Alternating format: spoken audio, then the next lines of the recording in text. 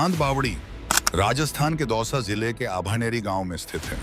माना जाता है कि इस बावड़ी का निर्माण लगभग 1000 साल पहले करवाया गया था।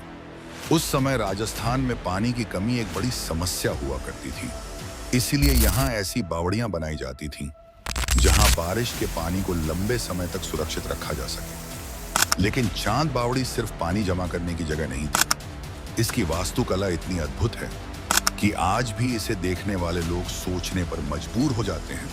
हजारों सीढ़ियां एक के बाद एक नीचे उतरती हुई और बीच में पानी तक पहुंचने का रास्ता। लेकिन सबसे हैरान करने वाली बात इसकी गहराई और इसका बिल्कुल ज्यामितीय डिजाइन है। आप चांद बावड़ी की सीढ़ियों को देखते हैं, एक बात साफ दिखाई देती है। यहां बनी हजारों सीढ़ियां एक जैसी दूरी और एक खास पैटर्न में बनाई गई हैं। लेकिन उस समय जब आधुनिक मशीनें और तकनीक मौजूद नहीं थीं, इतनी सटीक और विशाल संरचना को आखिर बनाया कैसे गया? आज भी यह सवाल लोगों को हैरान करता है। कहा जाता है कि बावड़ी की सीढ़ियों की संख्या 3000 से भी ज्यादा है और जैसे जैसे कोई व्यक्ति नीचे उतरता है, चारों तरफ की दीवारें और सीढ़ियां एक अलग ही दृश्य बनाती हैं। लेकिन इस बावड़ी से जुड़ी सबसे दिलचस्प बात इसकी गहराई नहीं, बल्कि इसके निर्माण से जुड़ी वो पुरानी कहानी है जिसे सुनकर आप भी शायद सोच में पड़ जाएंगे। चांद बावड़ी के निर्माण को लेकर एक दिलचस्प लोक कथा भी सुनने को मिलती है। कहा जाता है कि इस विशाल बावड़ी का निर्माण एक ही रात में किया गया था। कुछ कहानियों में तो यहाँ तक कहा जाता है कि इसे इंसानों ने नहीं बल्कि किसी अलौकिक शक्ति की मदद से बनाया था। लेकिन सच क्या है, इसका कोई पक्का ऐतिहासिक प्रमाण नहीं मिलता।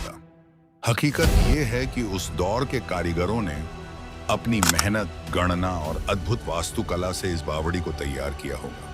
फिर भी जब आप इसकी हजारों सीढ़ियों को देखते हैं तो मन में एक सवाल जरूर आता है, आखिर उस समय के लोगों ने इतनी विशाल संरचना बनाने का तरीका कैसे खोज लिया था? चांद बावड़ी की सबसे खास बात सिर्फ इसकी हजारों सीढ़ियां नहीं है। बावड़ी के एक तरफ सीढ़ियां लगातार नीचे की ओर जाती हैं, वहीं दूसरी तरफ खूबसूरत नक्काशी और प्राचीन वास्तुकला देखने को मिलती है। कहा जाता है कि यहाँ बना मंडप और उसके आसपास की संरचनाएं राजस्थानी वास्तुकला की शानदार मिसाल है। लेकिन इस जगह की एक और खासियत है, गर्मियों के दिनों में भी बावड़ी की गहराई में तापमान ऊपर की तुलना में काफी कम महसूस होता है। यानी जब बाहर राजस्थान की गर्मी परेशान करती है, तब बावड़ी के अंदर का वातावरण अपेक्षाकृत ठंडा और शांत रहता है। शायद यही वजह थी कि पुराने समय में चांद बावड़ी सिर्फ पानी का स्रोत नहीं बल्कि लोगों के लिए राहत और आराम की जगह भी हुआ करती थी। लेकिन चांद बावड़ी की कहानी सिर्फ इसके इतिहास और वास्तुकला तक ही सीमित नहीं है। इस बावड़ी के पास ही मौजूद है हर्षत माता का प्राचीन मंदिर। मान्यता है कि इस मंदिर का संबंध खुशी और समृद्धि की देवी हर्षत माता से है।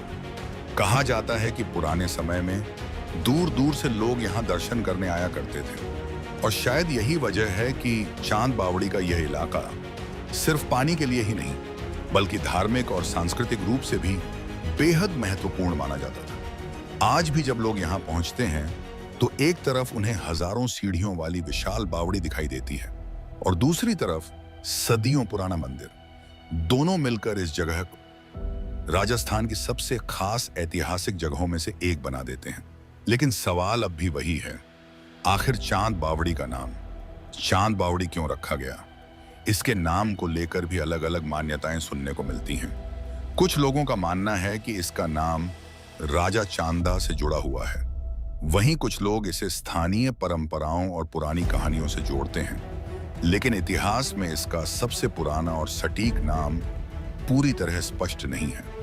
यही वजह है कि चांद बावड़ी से जुड़ी कई बातें आज भी इतिहास और लोक कथाओं के बीच कहीं दिखाई देती हैं और शायद यही इस जगह को और भी रहस्यमयी बना देता है। क्योंकि जब किसी ऐतिहासिक जगह के बारे में कुछ बातें दस्तावेजों में मिलती हैं और कुछ सिर्फ कहानियों में, तो सच और रहस्य के बीच का फर्क समझना थोड़ा मुश्किल हो जाता है।